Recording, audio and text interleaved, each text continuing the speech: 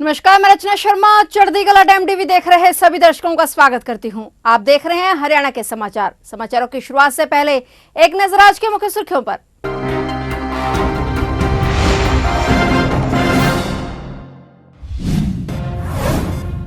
नूंह में फिर बंद हुई इंटरनेट सेवाएं। आज दोपहर 12 बजे से 28 अगस्त रात को 12 बजे तक इंटरनेट सेवाएं बंद। आपके वरिष्ठ उपाध्यक्ष अनुराग ढांडा को पुलिस ने लिया हिरासत में। अनुराग ढांडा ने भूख हड़ताल करने की दी थी धमकी। पूर्व सीएम भूपेंद्र हुड्डा ने सरकार पर साधा निशाना, कहा नैतिकता के आधार पर इस्तीफा दे संदीप सिंह। पूर्व सीएम बोले हरियाणा में कांग्रेस की सरकार आते ही ओपीएस होगा लागू।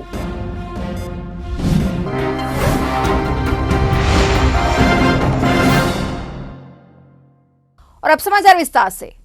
हरियाणा के नूंह में एक बार फिर से इंटरनेट सेवाएं बंद कर दी गई हैं। आज दोपहर 12 बजे से 28 अगस्त रात को 12 बजे तक इंटरनेट सेवाएं बंद कर दी गई हैं। बता दें कि विश्व हिंदू परिषद द्वारा 28 अगस्त को दोबारा ब्रजमंडल यात्रा निकालने का ऐलान किया गया था, जबकि नूंह प्रशासन की ओर से यात्रा स्थगित करने की बात कही गई थी, लेकिन हिंदू संगठन शोभा यात्रा निकालने पर अड़े हुए हैं। इसके चलते नूंह डिप्टी कमिश्नर ने गृह विभाग को पत्र लिखकर नूंह इंटरनेट सेवा बंद करने की सिफारिश की थी। इसके बाद आज हरियाणा के होम सेक्रेटरी द्वारा 26 अगस्त से 28 अगस्त तक इंटरनेट सेवा बंद करने के आदेश जारी किए गए हैं। इससे पहले 31 जुलाई को नूंह में हिंदू संगठनों के ब्रजमंडल यात्रा के दौरान हिंसा भड़क गई थी, जिसमें 6 लोगों की जान चली गई थी।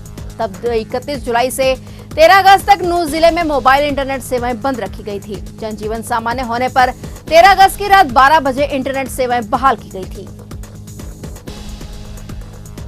आम आदमी पार्टी के वरिष्ठ उपाध्यक्ष अनुराग ढांडा को चंडीगढ़ पुलिस ने हिरासत में ले लिया है। बता दें कि आम आदमी पार्टी के वरिष्ठ उपाध्यक्ष अनुराग ढांडा ने जूनियर महिला कोच के यौन उत्पीड़न मामले को लेकर कल की हरियाणा डीजीपी को पत्र लिखा था और लिखे गए पत्र के माध्यम से आप नेता ढांडा ने यौन उत्पीड़न के आरोपी तत्कालीन खेल मंत्री संदीप सिंह के खिलाफ चार्जशीट दाखिल करने की मांग की थी। इस संबंध में आज उन्होंने भूख हड़ताल करने की धमकी दी थी, जिसके चलते आपके वरिष्ठ उपाध्यक्ष अनुराग ढांडा को पुलिस ने हिरासत में ले लिया।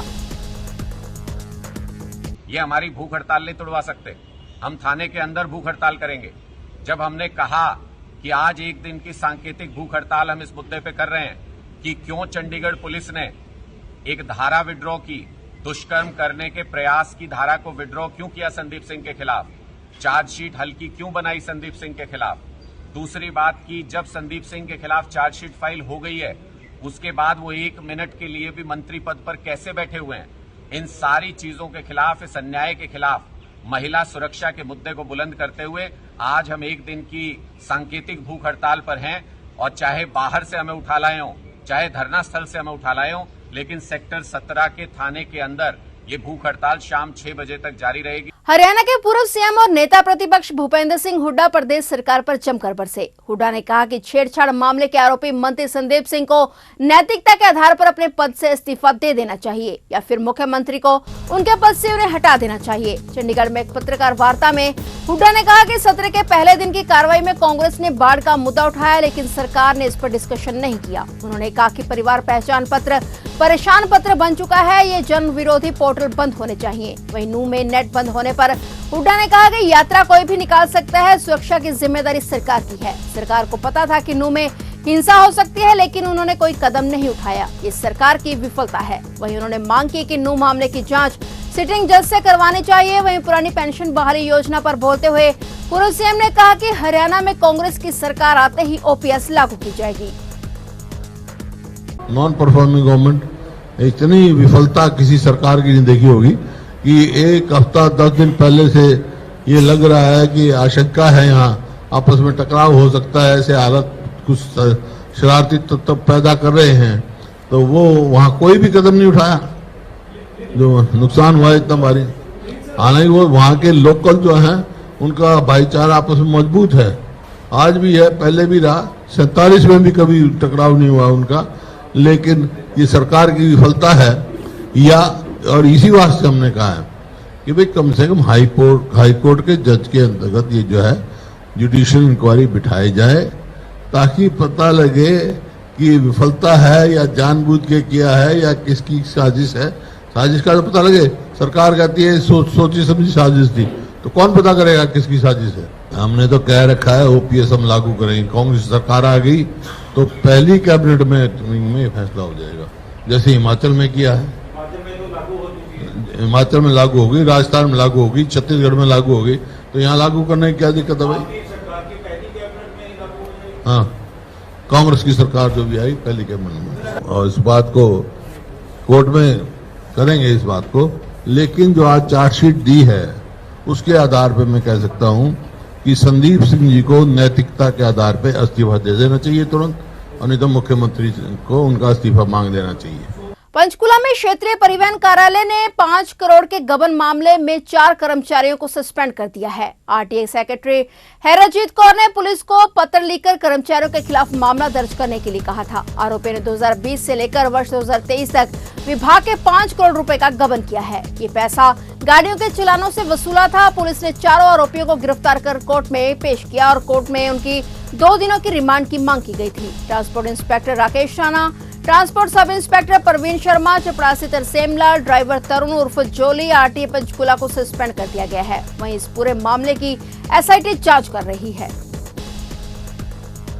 करनाल के निगदू नहर में 4 चचेरे भाई डूब गए हैं। इनमें से 2 को सुरक्षित बाहर निकाल लिया गया, जबकि 2 युवक डूब गए। डूबने वाले दोनों चचेरे भाई दिल्ली से आए थे। वह करनाल स्थित पैतृक गांव में धार्मिक स्थल पर प्रसाद चढ़ाने के लिए आए हुए थे। उन्होंने पहले अपने गांव के धार्मिक स्थल पर प्रसाद चढ़ाया और इसके बाद वे दोपहर को गांव के पास स्थित हाबड़ी नहर में आ गए थे। चारों युवक नहर की पटरी से गुजर रहे थे तो इस दौरान सभी नहर किनारे बैठकर अपने हाथ पांव पानी से साफ कर रहे थे। इस बीच अचानक चारों युवक संतुलन बिगड़ने से नहर में गिर गए। पानी में गिरे अमित और साहिल ने तैरकर अपनी जान बचाई, जबकि सुनील और बॉबी को देखते ही देखते उनके सामने पानी में डूब गए। उन्हें डूबता देख दोनों युवकों ने आसपास के लोगों को आवाज लगाई, लेकिन तब तक सुनील और बॉबी पानी में गायब हो चुके थे। दोनों युवक शादीशुदा थे और कुछ साल पहले ही दोनों की शादी हुई थी। उधर पुलिस और गोताखोरों की टीम नहर में सर्च अभियान चलाकर दोनों को तलाश कर रही है।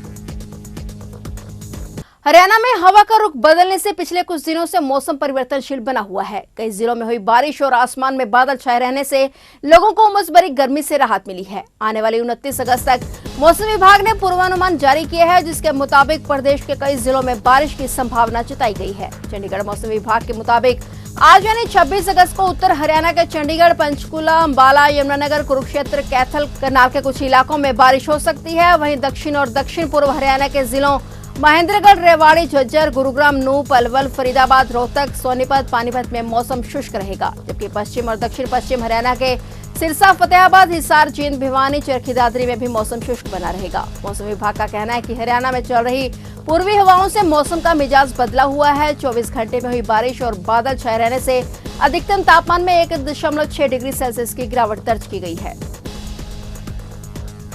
हरियाणा के बहादुरगढ़ में आज एक फैक्ट्री में गैस सिलेंडर के लीक होने से भीषण आग लग गई। आग की चपेट में कंपनी के 3 कामगार आ गए, वहीं एक की मौत हो गई।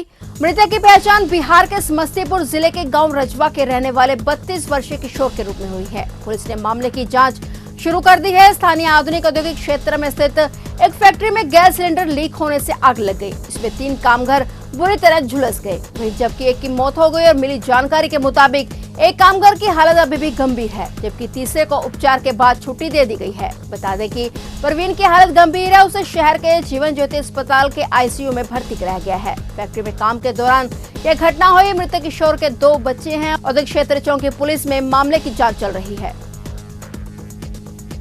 पंचकुला के नवनियुक्त उपायुक्त सुशील सारवा ने लघु सचिवालय स्थित कॉन्फ्रेंस हॉल में मीडिया कर्मियों से मुखातिब होते हुए जिला वासियों को कल 27 अगस्त को आयोजित होने वाली राहगिरी का निमंत्रण दिया है। संवाददाता सम्मेलन में उन्होंने राहगिरी के बारे में विस्तार से जानकारी दी और बताया कि राहगिरी में हरियाणा के मुख्यमंत्री मनोहर लाल बतौर मुख्य अतिथि शिरकत करेंगे, जबकि हरियाणा विधानसभा के अध्यक्ष ज्ञानचंद गुप्ता विशिष्ट अतिथि के तौर पर उपस्थित होंगे। राहगिरी शुरू होने का समय प्रातः सुबह 6 बजे का है और राहगिरी में जाने माने कलाकारों द्वारा बढ़ चढ़कर भाग लिया जाएगा। वहीं उन्होंने कहा कि हमारा प्रयास है कि सरकारी योजनाओं तथा कार्यक्रमों को प्रभावी तरीके से लागू किया जाए।